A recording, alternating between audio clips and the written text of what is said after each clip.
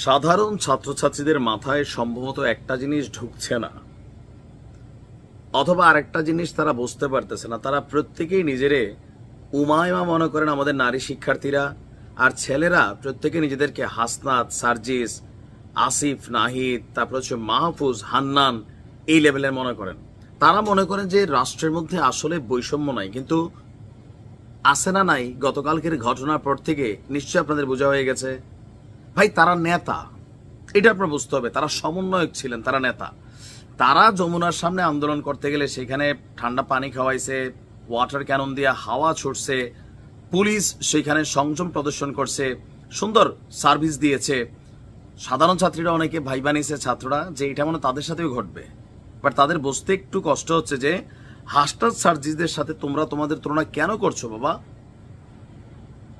তো এই যে চেইতা গেলা, চেইতা যে লাভটা কি হইলো, স্ক্রিনের এক অংশে দেখছেন আপনারা যে দৃশ্যটা, রাইগা গিয়া নিজেদেরকে সার্জিস হাসনাতদের মতন মর্যাদার মধ্যে না পাওয়া, তাদের বিরুদ্ধে পুলিশের অ্যাকশন, টিয়ার শেল, নিক্ষেপ, কেউ কেউ বলছেন আওয়ামী লীগের পুলিশ ফিরে আসছে, এরকম নানান বক্তব্য দিনভর ছিল।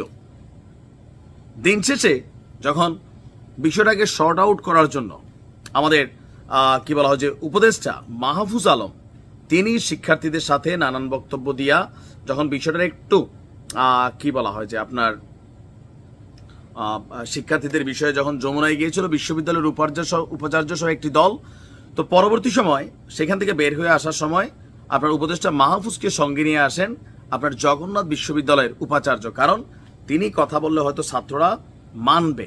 বাট উনি যখন মাইক নিছেন তখনই ছাত্রদের ভুয়া ভুয়া শব্দ কিন্তু শুরু হয়েছিল।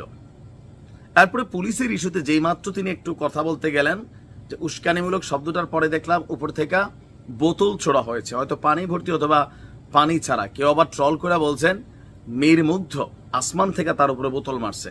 এগুলো হচ্ছে ট্রলিং ইস্যু। আর যতগুলা ফুটেজ আপনারা গণমাধ্যমে দেখবেন, গতকালকে জবি শিক্ষার্থীরা, নার্সিং এর শিক্ষার্থীরা সবাই মনে করছে যে তাদের সাথে বৈষম্য করা হচ্ছে। কোনটা?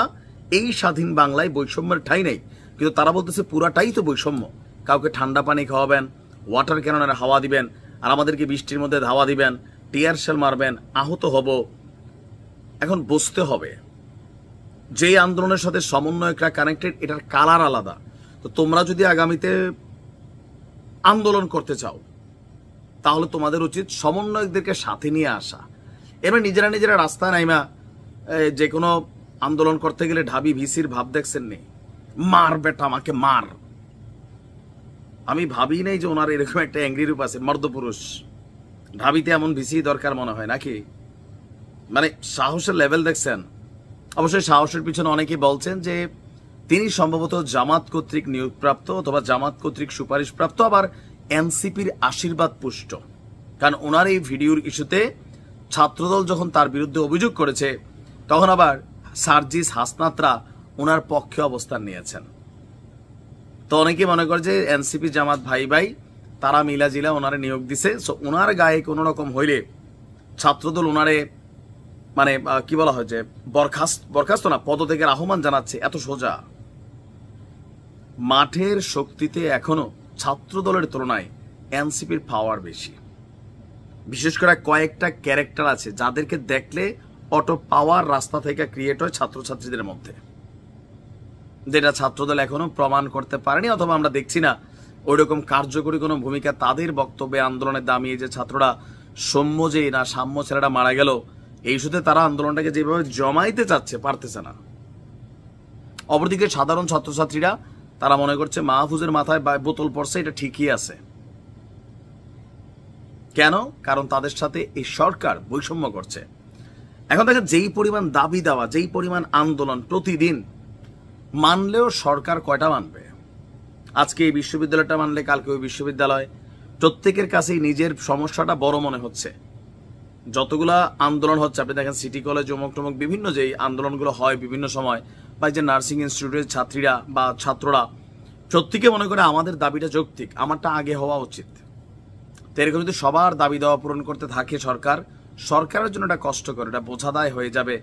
চাইলেই তো আর দেওয়া যায় না, এটা তো একদিনের জন্য না, এটা কন্টিনিউ প্রসেসিং একটা ইস্যু।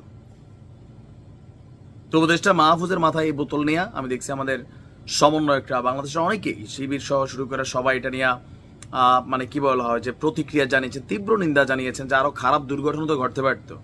নিরাপত্তা ইস্যুরও সামনে আসছে, যদিও মাহফুজ বোতলের ঢিল খেয়ে তিনি সেখান থেকে চলে গিয়েছিলেন সম্ভবত।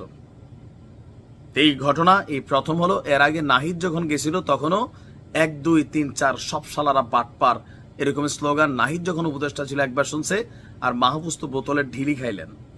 সামনে আরো কে কি খান ছাত্ররাও উপদেষ্টারাও, সেটা হয়তো আন্দোলন বলে দিবে। ভালো থাকুন।